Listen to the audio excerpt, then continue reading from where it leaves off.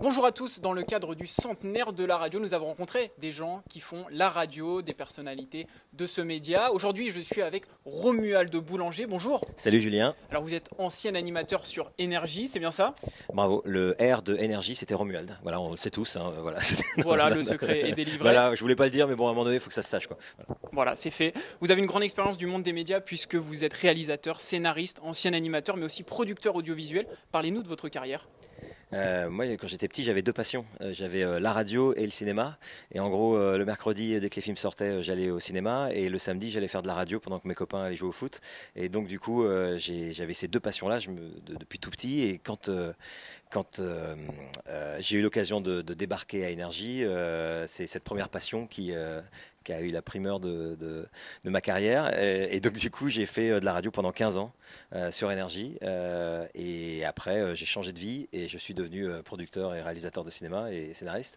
Et donc, du coup, je vis un deuxième rêve, puisque je vis ma deuxième passion. Voilà, donc Un deuxième rêve en comblé. une seule vie, c'est magnifique. C'est magnifique, c'est magnifique. Donc, je m'estime très, très, très chanceux. Ouais. Vous avez commencé donc sur Énergie dans les années 90, vous étiez tout jeune. Qu'est-ce qui vous a attiré vers ce média? C'était magique. Franchement, il n'y avait pas Internet et on peut dire ce qu'on veut. La radio à l'époque, c'était vraiment un de ces liens hyper forts, c'était la radio. Les souvenirs que j'ai de la radio de l'époque, c'était dans mon lit, en cachette, pour écouter le soir les animateurs de l'époque. Et c'était le Internet d'aujourd'hui, et sans les écrans. C'est-à-dire que vraiment, il y avait les stars, comme il y a les stars d'Internet.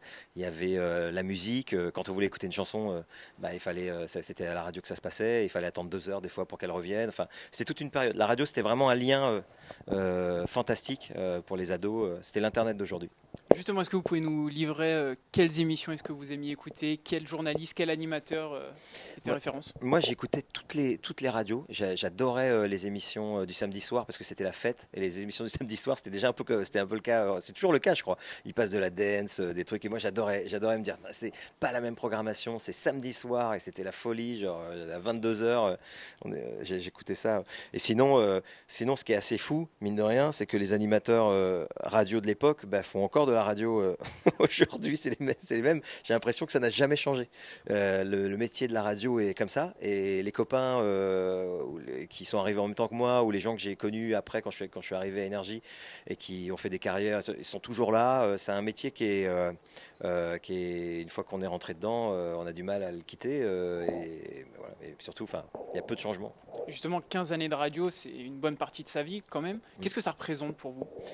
C'est une chance franchement extraordinaire de pouvoir vivre de sa passion. Moi, on m'a dit, j'ai démarré la radio à 12 ans, dans une petite radio associative.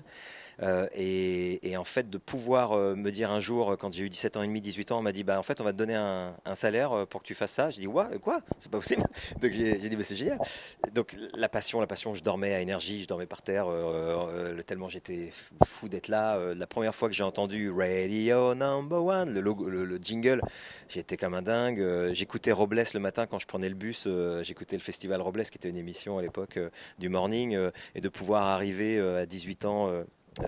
Et demi dans le studio d'Énergie, je faisais la nuit, et de dire dans un instant il y a Bruno Robles qui va arriver. C'était vraiment traverser la radio, et en hommage au petit garçon que j'étais qui écoutait la radio, de me retrouver dans un studio qui était un espèce de navire, pour quelqu'un de 18 ans. On lui dit, tiens, voilà les clés, cette nuit c'est toi de minuit à 6 heures, et puis tu te retrouves là.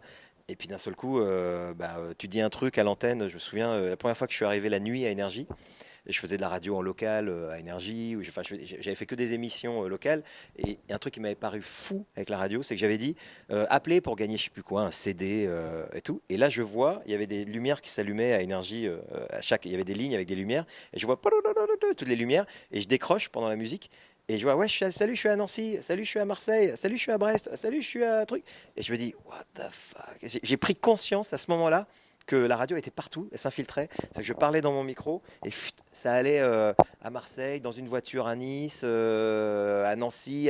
C'était assez fou, cet impact. Vous avez pris conscience que vous aviez un certain pouvoir, en tous les cas, de Un pouvoir pouvoir, rentrer dans la vie des gens ouais, aussi. un pouvoir, mais surtout, c'était la magie. de dire salut, appelez-moi, et puis tout, ouais, salut, je suis à Dunkerque, ouais, salut, je suis à Biarritz. Non, c'était fou. Ouais. Alors justement, un mot sur votre quotidien en studio énergie. Expliquez-nous votre métier d'animateur. Bah, quand on arrivait à l'époque, je sais pas si c'est toujours le cas, mais quand on arrivait, on faisait la nuit. Donc quand je suis arrivé à Énergie, je faisais la nuit. Après, j'ai eu la chance de faire d'autres émissions. Je parlais un peu anglais, donc on m'a dit tiens, tu parles un peu anglais? Ah bah tiens, tu vas aller faire des interviews. Et à peu près 15 jours après mon arrivée à Énergie Paris, je me suis retrouvé en interview avec Madonna, Céline Dion et Will Smith la même semaine. Et, Il y a Pierre. franchement, c'était fantastique parce que c'était irréel. À un moment donné, il y a une année où je faisais genre 2-3 interviews par semaine et c'était fou quoi. C'était les gens que j'écoutais même quelques mois avant dans mon bus pour aller à l'école et d'un seul coup je me retrouve avec U2, Rolling Stone. C'était fou. Je rentrais chez moi, je dis what the fuck. Non, c'était fou. C'était un rêve éveillé. Donc pour moi, ce souvenir de ces années radio, c'est la chance que j'ai eue, la chance que m'ont donné Max Guazzini, Jean-Paul Baudecroux, Eric Angioletti, Olivier Cauchois, tous ces gens qui à l'époque ont dit tiens, ce mec-là, bah, on va lui donner une émission. Je suis reconnaissant à vie, quoi. C'est fantastique. Ça vous manque pas trop aujourd'hui, justement, tous ces moments? Voilà, vous me donnez un micro, je vais vous parler jusqu'à minuit et demi. Hein, faut se méfier. Non, non. En vrai, là, on évolue. Ça, j'ai l'impression que 15 ans, c'était un bon truc à Énergie d'arrêter. J'ai eu la chance de faire des interviews, des émissions, des remplacements le matin, des émissions de nuit, des émissions le soir, des concerts. Énergie ils m'ont donné aussi l'opportunité de faire des trucs inimaginables, comme par exemple un jour, et je la salue, Sandrine Tuile, qui était directrice de la promo Énergie à l'époque, il me dit ah merde, on a une petite galère, on a signé un partenariat avec Madonna pour faire la première partie Énergie de ses concerts. Tu peux aller animer s'il te plaît la première partie? Et j'ai dit bah ouais. Et puis 2 jours plus tard, j'étais à Bercy, il y a un mec qui m'a donné un micro qui m'a dit allez vas-y champion. La salle s'est fermée et j'ai entendu un gros logo Énergie, et je suis arrivé sur scène en disant bonsoir. Et ça, c'est la force du truc, c'était fou. C'était fou. Donc moi, tout ça, ce n'est que du bonheur. C'est que l'image que j'ai de moi à Énergie pendant 15 ans, c'est un mec qui est comme ça, qui a les yeux comme ça en se disant wow, faut pas que ça s'arrête, faut pas que ça s'arrête, faut pas que ça s'arrête. C'était super. Ah, vous avez de grands moments donc de radio. Est-ce que vous avez un souvenir, une anecdote en particulier à nous faire partager? Justement, vous avez réalisé un court-métrage intitulé Talk qui s'inspire d'une de vos histoires. Un mot là-dessus? Bah, Talk, c'est un court métrage que j'ai fait en anglais avec l'acteur américain William Baldwin. Et en fait, c'est parti d'un truc tout bête. Je faisais la nuit, j'ai animé une émission qui s'appelait, enfin la nuit, c'était une émission qui faisait 19h minuit sur Énergie, c'était My Energy. Et dans My Energy, on recevait des auditeurs en direct. Et un jour, l'auditrice qui me dit attends, viens, il y a un mec au téléphone. Et pendant une musique, je vais à côté et on me passe l'auditeur. Oui, je veux passer à l'antenne et tout. Je dis, ah bon. Et la fille, elle me fait des bizarres et tout.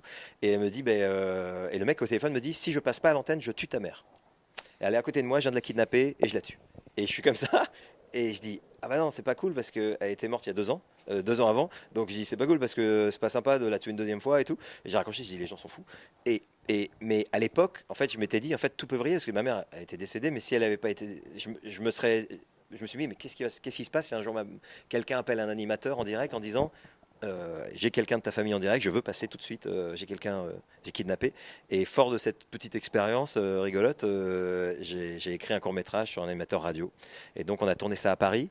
Et j'ai une petite anecdote rigolote, c'est que les gens d'énergie de la technique que j'ai appelés, Philippe Lequéré, Alain Reyes, qui sont des mecs extraordinaires, qui sont toujours là-bas et que j'ai connus quand j'avais pas 18 ans.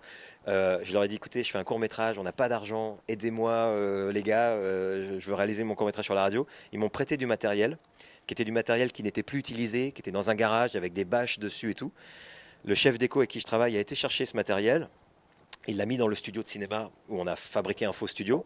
Et quand je suis arrivé, je dis putain, je la connais cette console. Et Philippe, le mec de la technique, il me dit ah mais c'est la console qui était au 6e sur laquelle tu as travaillé pendant 15 ans. Et je me dis la boucle a été bouclée, c'est-à-dire que je fais un court métrage dans ma nouvelle vie de réalisateur et je me retrouve avec la console avec laquelle j'ai passé 15 ans, c'était fou quoi. La radio va vous suivre à vie. Finalement. J'ai l'impression, ouais, puisque là en plus grâce à ce court métrage on va faire la version longue, dans 9 jours je tourne la version longue de ce court métrage qui va s'appeler On the Line et c'est assez magique parce qu'on recrée un étage entier de la radio. Donc je m'inspire de mon expérience, de ce que je connais de la radio, et on recrée un étage de radio avec un studio et tout ça. Ça va être rigolo. On se doute qu'il y aura des beaux noms puisque vous avez aussi eu le film Connecté il y a à peu près une année, un beau casting avec Claudia Tagbo, Michael Youn, Audrey Fleurot, Franck Dubosc et bien d'autres. Un tournage en période de pandémie, comment ça s'organise? C'était vraiment particulier ce tournage-là parce que quand il y a eu le premier confinement, tout s'est arrêté, mais dans tous les domaines, dans tous les métiers, etc. Et en fait, on devait faire nous un tournage et je me suis retrouvé un jour en Zoom avec des copains avec qui on devait faire le tournage qui a été complètement annulé. Et je vois deux personnes qui s'engueulent pendant le Zoom et tout ça. Et je me dis, mais il y a un truc super. Il y a un truc super sur des gens qui s'engueulent sur Zoom. Il y a une histoire à créer. Et avec les conditions qu'il y avait, il fallait relancer la machine. Et j'ai écrit cette histoire de connecter sur un vidéo call qui tourne mal, un peu un thriller. Et il fallait trouver un moyen de le tourner très vite parce qu'on ne pouvait pas avoir des assurances pour 3 semaines, 8 semaines de tournage. Donc c'est un film qu'on a fait en 8 jours et demi. Et on a eu un casting, tu l'as dit, qui était vraiment fantastique. On a eu de la chance. Et ils sont venus. On a tourné ça en 8 jours dans des conditions vraiment on découvrait. C'était le premier film français. Et c'est toujours le premier film français qui a été tourné à cette époque-là et qui a été diffusé quelques mois plus tard. Ça a été diffusé en novembre. On a tourné en juin, ça a été diffusé en novembre sur Amazon Prime Video. Et voilà, ça a été fait. C'était super de relancer la machine, de retrouver les techniciens. Il y avait une belle émotion quand on a dit le premier action, parce que franchement, à l'époque du premier confinement, on ne savait pas si on allait retourner. Donc ce film-là, c'était le film de on va quand même faire des films. Un nouveau départ, un nouveau départ, on y reparti. retourne, et puis c'était reparti. Après, il y a eu tous les tournages, on n'était pas les seuls à tourner, mais pour nous, c'était une manière de relancer la machine. Merci beaucoup Romuald Boulanger d'avoir Merci. accepté notre invitation pour la fête de la radio. On vous souhaite que du bonheur. Sachez que vous pouvez également retrouver cette émission sur notre site et application Radio Sensation.